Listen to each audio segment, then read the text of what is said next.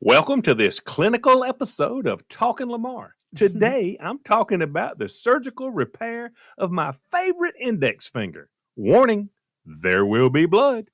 Let's get to it. What are you talking about? What are you talking about? Sorry, I forgot what I was talking about. What are you talking about? I am talking to you. That's just what I was talking about. It's Talking Lamar. Well, I will be the first to say, I won't be the first. My smoking hot wife, Carla, is the first to say that I can get carried away when I'm chopping vegetables in the kitchen because I take vegetable slicing very seriously because uniformity of sliced and chopped vegetables is critical to even cooking. Because if you chop up stuff willy-nilly, you get some small pieces that get overcooked and you get bigger pieces that are undercooked. Now, I have this Cat Daddy bamboo cutting board that my wife bought me. It has wire frames to hold containers to catch the finished product on one side and the scraps separately on the other. And I've got this because I'm a terrible person to buy gifts for. So Carla's go-to gifts for me is always some over-the-top kitchen thing. And you know what? I'm good with that. That works for me every time. Now, I say all that so that you know that chopping vegetables is something that I really enjoy doing. Not a big fan of a mandolin or those slap choppers or anything that is a substitute for slicing things up with a knife. Sheri, your opinion. Max, your opinion. I like chopping vegetables. I'm with you. And I got a mandolin as a Christmas gift a few years ago. And the first time I use it, I bled all over the kitchen because I'm too clumsy for that. And I put it back in the box and haven't touched it since. That's a murder. That's a murder weapon. Yeah. That's a murder weapon. I do it manually, and a mandolin is something that you hear on an REM song. So from time to time, though, if I get to slicing and dicing and it's going perfectly, each slice is uniform in size, the knife is going through just right, I've got my rhythm, and I get sort of lost in the moment, and maybe I get carried away, and I find myself getting ahead of my actual knife skills, and I can nick myself and require bandage every once in a while. So it's been a few years ago, and I was slicing and chopping up some spinach, and it was going great. The knife was moving at a blur. And as I was feeding the spinach to the blade, I was in the zone. And somehow my index finger of my left hand snuck out beyond the safety of the knuckle and found itself on the wrong side of the locomotion of the extremely sharp blade. I actually saw it was going to happen a split second before it did. But I couldn't stop it. And in the time it took for it to register in my brain and for the signal to get to my right hand to stop chopping, I had already amputated the top right corner of my finger. Now, there was no immediate pain because that 33 layers of Japanese Damascus steel honed to a 10-degree razor-sharp edge went through my finger faster than the pain could register. I mean, it was gone, baby. Now, that only lasted about 5 seconds because as the blood started to flow, so did the pain. So, man, I'm grabbing paper towel and I'm wrapping it up, trying to get the bleeding to stop. I'm on my 4th paper towel and it's showing no signs of slowing down. So worse than the cut itself was the idea of telling Carla that I had yet again cut myself because she loves to tell me how stupid that is. And, and as she sits on the stool at the bar and watches me cut stuff, she's constantly pointing out that I'm going to cut myself. You're going to cut yourself. You're going to cut yourself. You're going to cut yourself. And when I do, she is gracious enough to say, I told you that was going to happen. I told you. And so I debated on how long I had before I lost consciousness and slipped into that warm embrace of death, or should I just go ahead and call her and say, look, I've cut myself. So she walks into the kitchen and she sees blood-soaked paper towels, and she went right past, I told you that was going to happen. She went directly to get in the damn car, and away we went. So she's driving at speeds even I was uncomfortable with. Flashes are on. She's screaming at the other cars. She's going nuts. And I'm beginning to wonder, am I going to die from blood loss or a car wreck? It was a toss up there at one point. So while we're headed to the hospital, to the little emergency room thing, she starts going into how I'm supposed to act when we get to the emergency room. She goes, when they ask, how are you feeling? She said, don't do that. Oh, I'm excellent. How are you? Bullshit. She said, don't do that. She said, tell them you have basically cut off your entire left arm and you're about to pass out from loss of blood. You need help. She said, forget that aw shucks crap that you do. I just snicked my finger. I think I'll be fine. No, let that go. She said, if she said, better off, just let me do the talking and we'll get you back there a lot quicker. And I did let her do the talking and she did get us back there pretty quick. So it wasn't no problem. But they did get me right in. So I had a really super nice male nurse, and he assured me that the doctor on call was absolutely great. And I was in excellent hands.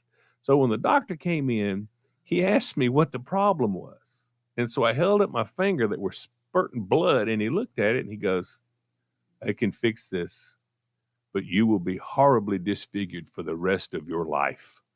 And I'm like, what?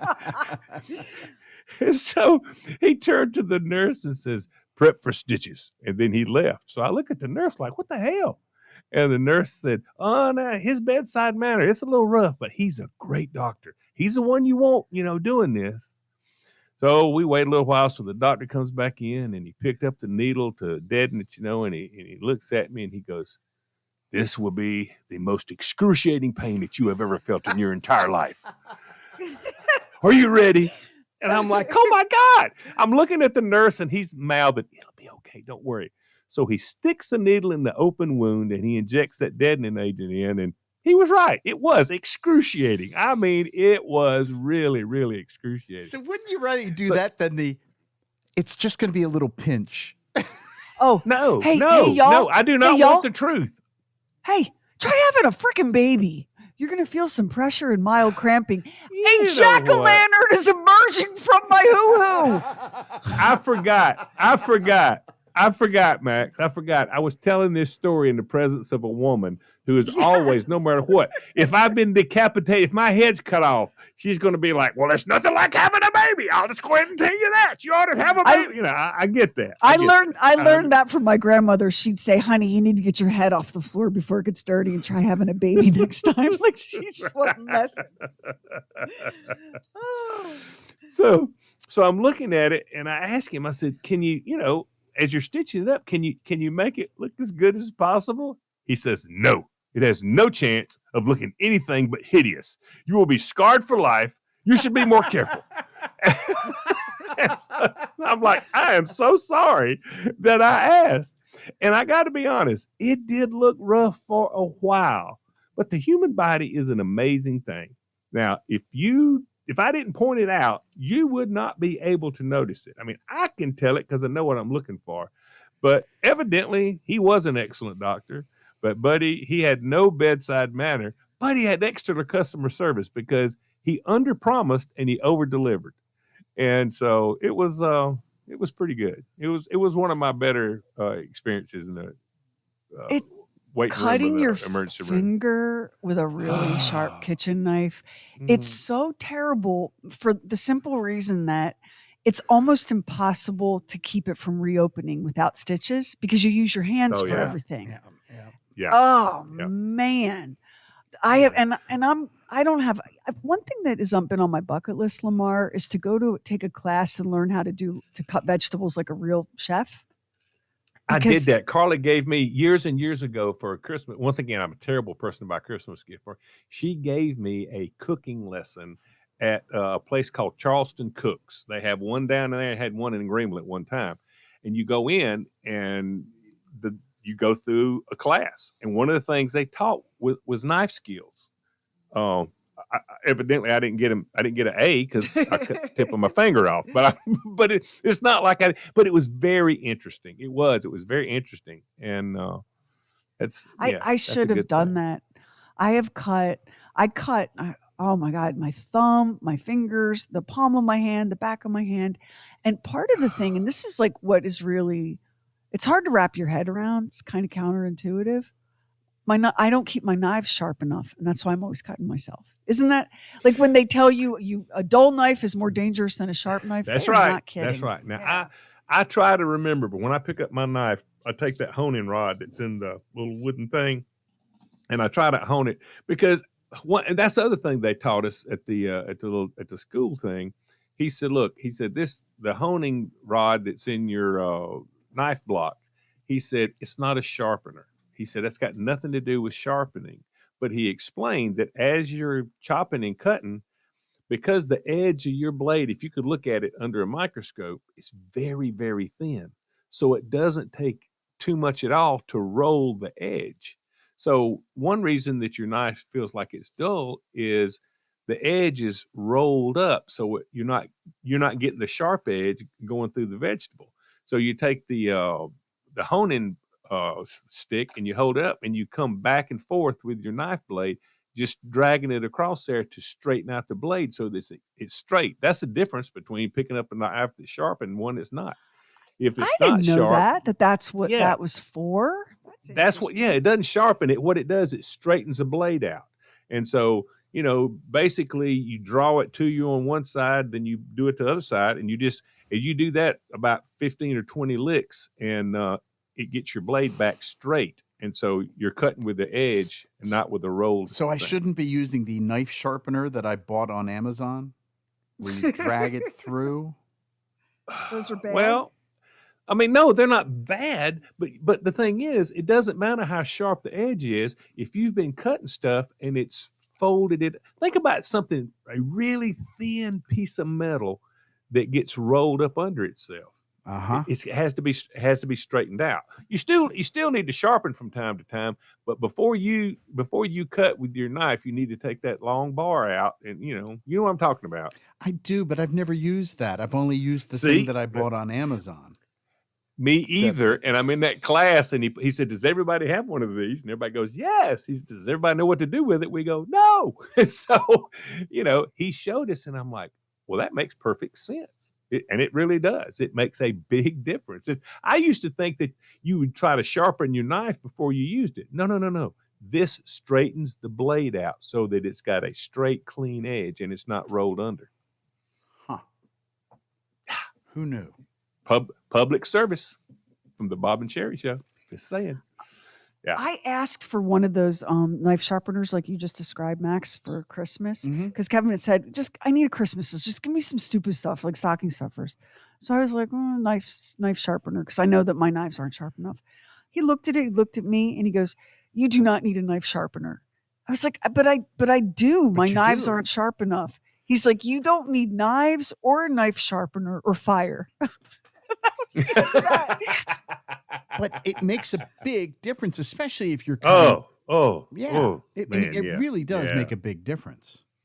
It does. I mean, you are way less likely for it to skip or, now it is true, that whole deal. You'll cut yourself quicker with a dull knife than a sharp knife. But when next time you get ready to cook tonight or whenever, pull that rod out and just I don't hold have it a rod. in I don't have one of those. You don't? Yeah, I think you must have fancier knives Yeah. than we do. Ginsu didn't send a rod when Don't you we have? ordered them from Ronco. Do you have a block that your knives are in? I do. So the knives that I got as a wedding gift when I was married to my second husband, my children's father. I forget how many husbands I've had. There have been so many lucky bastards. So when I got married to my children's father, Grandma Jackie, my in-laws, Jackie and Dean, gave me a full pimped out set of Cutco knives with my name on the block and everything. Wow. Cutco. Cutco. I have, yes. Yeah. I have a knife for everything. I've got a bread knife and a boning knife and a paring knife and an autopsy knife and a cleaver. I mean, I have knives. I don't even know what these knives are for. And when these bad boys come out of the box, sharp. They are sharp. All right. The Cutco deal is different. You can't really sharpen them yourself. You got to send them back to Cutco because they got the serrated edge. And so you need to send them back to Cutco. Every once in a while, I get an email from my Cutco representative, Brandy, with an I, Brandy with an Yeah. I, and Brandy says, "Hey, if you want, I'll come by and sharpen your knives." And so you can have like whoever you buy your, because I had lost one. Well, let me rephrase that. I didn't lose They one would of my come Cutco by? knives. Listen, Lamar. I didn't lose one of my Cutco knives, but some member of my family may or may not have taken one out into the yard to whittle a stick. So I never could find the knife. So I reach out to Brandy with an I, and I'm like, I'm missing this knife, and I need another one. And they proud of their product. They're good knives. They and you love paid it. for They it. love them. But they're So guaranteed for life. You can't beat that. Yeah, and I've had these like since before my kids were born. So Brandy with the I replaced my knife, and then offered to come sharpen them. And they will literally come and sit at your kitchen island or whatever and sharpen every knife you have for no charge. Wow. Really? It is. I don't take advantage of it as often as I should. I've only done it in all these years. I've done it twice because I feel like a burden. Like I feel like, oh, I don't want you to waste your time sharpening my knives. And the Cutco people are always like, we're not wasting. You're not wasting our time. We want to come sharpen your knives. But I feel Listen, like they've built that. They've built that into the cost. Trust me. I mean, it's I've got a few Cutco knives I bought, but I hadn't got a whole set of them. I got a few. Well, I would never have dreamed, if I hadn't gotten it as a wedding gift. But I do feel it feels like so bougie to be like, well, I'm sorry, I can't come out for coffee. My knife sharpener is coming. Like I just, once you're a scruffy, dirty little orphan, you're always that. But it is such a great service, and they are unbelievable knives. Lamar, question. Now, I never put a kitchen, like a really good kitchen knife for my Cutco knives in the dishwasher. The heathens I live with will flush them down the toilet and then fish them back out. They're monsters. You really shouldn't put good but knives. Not in the dishwasher. No. So you don't either. Good. Okay. No. I don't. And I got when we went over, when Kayla got married in Japan, we went over and her family gave us a knife, and buddy. Because German knives are great. They're absolutely, German knives are great, but they are at a 15 to 20 degree angle. Japanese knives, they go to 10 degrees, which means that it's easy to roll that blade over because it's very thin. But man, good gosh, they are sharp. Oh my, unbelievably sharp. Yes. Lamar, this is so exciting to be able to talk about Japanese knives. I didn't think anybody else knew about Japanese knives. When Olivia graduated, I was like, let's talk about a graduation present, because like when I graduated, I got a clock radio, but I don't think they make them anymore. So what would you like as a graduation gift? And both my daughters are big cooks. Olivia goes, well, could like a real kitchen knife? So I got a great buy, and it was still expensive, 6 precision Japanese cooking knives. And these things, they were like carbon fiber. They were beautiful to behold and wicked sharp. They make gorgeous knives. Yeah, they really do. And the thing about it is, I mean, you can buy a set like at Costco or whatever, and they're coming with the block and whatever. And I've got that block, but I've replaced a lot of my knives out of that block with individual knives because, there's only, I mean, you need a chef's knife, you need a fillet. You don't need a gazillion knives. You just need some good ones of, the chef's knife and a fillet knife and, a paring knife. And you're so right, because I have a gazillion. This Cutco set that I got as a gift has, I don't even know what some of these are for, but I'm using the same ones over and over again. The chef's knife, the paring knife, the serrated bread knife, the carving knife, like over and over and over again, the same knives. So you're right. You don't need all of them, but you need one really good one if you're going to be a cook. I agree with that. The thing about the bread knife, that's the most underrated knife ever. The bread knife is the best possible, because like if you got French bread or something like that, I mean, it just cuts bread so much. It makes such a difference. I love the bread knife. I love a bread knife. Like I like to bake. Like I bake a lot of pumpkin bread, banana bread, that kind of thing. Please cut it with a bread knife. Why are you tearing it with your hands like a beast? Why are you using a sword? Use a bread knife. Like what is so hard about this? Yeah. So I don't think I've cut myself since this last gig. I think that might have taught me a little something, having to actually go to the doctor to get it done. I am so careful about this. I don't care about speed. I only care about not getting cut. So I cut very slowly. I get cranked up now. Was it last year? I think it was last winter. So my sister wife and I, Joni, Kevin's ex-wife, my sister wife, we love each other. We're besties. She taught me how to needlepoint, which is very refined and ladylike skill that I did not expect to acquire. So we did a needlepoint retreat together last January, and it was nearby, so we didn't have to get a hotel or anything, but we spent all day Saturday and all day Sunday needle pointing and learning other stitches and talking with other needle pointers. It was really fun. So it starts at 4 p.m. on the Friday afternoon of the weekend. And at 3 p.m. on that afternoon, I damn near took my hand off with a kitchen knife. Oh. And it was my left hand. I'm right-handed, but you use both hands when you're needle pointing. And you don't want to bleed all over everything. So I had it bandaged. Up, and it was so cuckoo, made me looking crazy. And one of these really elegant, like cotillion debutante needlepoint ladies who would come in from Kentucky, and she called her parents mama and daddy. You know those kind of girls. Yeah. Oh yeah. Perfect, flawless makeup, everything about her. She loved the color pink. So everything about her was color coordinated and pink in different shades.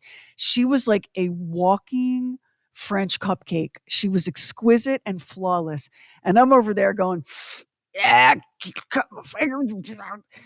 So she takes one look at this disaster of my hand and she says, now, honey, would you be offended if I made a recommendation? No, I would not be offended if you made a recommendation. You're clearly superior to me as a woman and as a human being on every level. She dug around in her bag, and I'll be damned if she didn't have these pink things that you can, I think they call them finger cots. You know what I'm talking about? Yes. People who work in kitchens use them. She had a handful of these, and she was like, I insist that you take these as my gift to you. And I still have a couple left because she gave me so many. This thing, I stretched this over that whole bandaged hot mess and was good to go. And I thought, what must it be like to be a woman who is so pretty and dainty and flawless with a manicure and flawless makeup and really super cute accessories and not a hair out of place, and inexplicably a pink first aid kit filled with pink things at the bottom of your bag. These are better people than I am, Lamar. These are higher quality people than I am. So I'm with you, brother. You don't want to get cut. You don't. No, you don't. But it's a danger that you take. But I like cutting it with a knife. I don't care about nothing else. I don't have any fancy anything else. I have to use a knife. So I'm with you. Well, Lamar, question. So when you got home from the doctor that day with how many stitches did you get? Do you remember? It's about six or seven. About six. That's a lot of stitches, for a kitchen cut. Yeah. That's a lot of stitches. So when you got home, did Carla say, now you sit back and I'm cooking tonight, and you had a piece of white bread with some turkey on it? Or did you just get back in the kitchen? Yeah, she said you're right-handed, so surely you can get us something together. So you said she sits there and she watches you while you're doing this. I am so weird about this. I don't like anyone watching me. I like to have my own private Zen experience with the chopping and the preparing and all that stuff. Well, I mean, I'm like you. I can easily do it by myself, and I don't necessarily need an audience. But she likes to sit there and go, well, I'd not go to all that trouble if it was me. I wouldn't cut that up like that. How many ingredients? I wouldn't. She could, boy, if you're waiting on me to do that. That's what it's evident that if I was waiting on you to do it, we wouldn't get it because you're sitting over there and I'm in here doing it. Can I tell you, Lamar? Kevin will sit down at the kitchen island with me while I'm cooking. And instead of just to talk about the weather, there's always something happening with that, right? He's like, Seems like a lot of trouble. I don't live to eat. Yeah. I eat to live. I mean, food's just fuel. Oh, You know why people like Lamar or like Kevin and Carla never find each other? Do you know why? Mm. Because the species would die out. yes, exactly. That is a concept. I would never. That is way too much trouble. That is way too much trouble. That's a lot of ingredients. I mean, that's a lot. I'm like, Boy, they say it, but they're smacking their lips when you slide the Yeah, plate yeah. in front of them, aren't Yeah, they? hey, listen, my favorite saying, don't complain with your mouth full. That's all I can say. There you Don't go. complain with your mouth full. So, all right, I believe that's going to wrap it up for today for this most wonderful episode. Hope you enjoyed it. If you did, tell somebody about Talking Lamar. And check out this multiple award-winning, coming up on their 100th episode, True Weird Stuff podcast. I promise you'll love it. And they got more blood in it than what we just talked about. There's more to come on Talking Lamar, so don't stop now, because I hate a quitter. Join us for the next episode. Let us know what you think. Go on that Bob and Sheri app, look down at the bottom, and click on the microphone and start talking. We'd love to hear what you got to say. Until then,